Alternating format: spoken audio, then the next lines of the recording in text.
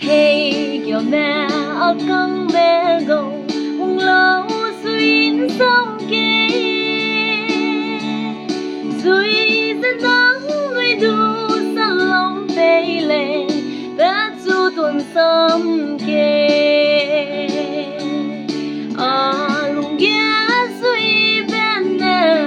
cần tàu bé suy bé vui tình quăng gia dân đi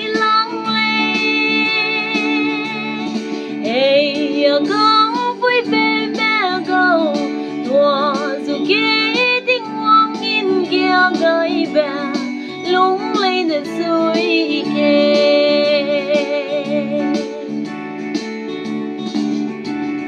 để thì về tình du ninh về ai cũng hăng ninh gây mong để mày suy bên núi lung ghé lung về tiếng hoang dần tua dù kê lung ghé suy bên nè càng tàu bé suy bé vui tiếng hoang ghé dần đi lắng lê hey con vui vẻ mẹ gâu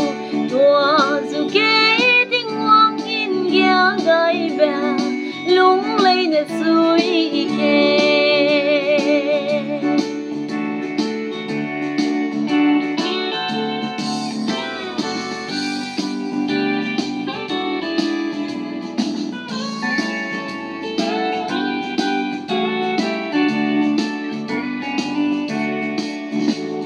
vì nè rim nó gây mẹ lấy nè bị kêu gây lâu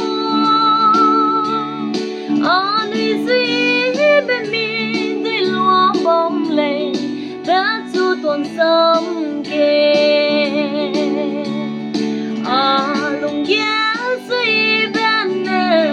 còn tàu bé duy bé vui tình quăng kia giờ đi lắng lên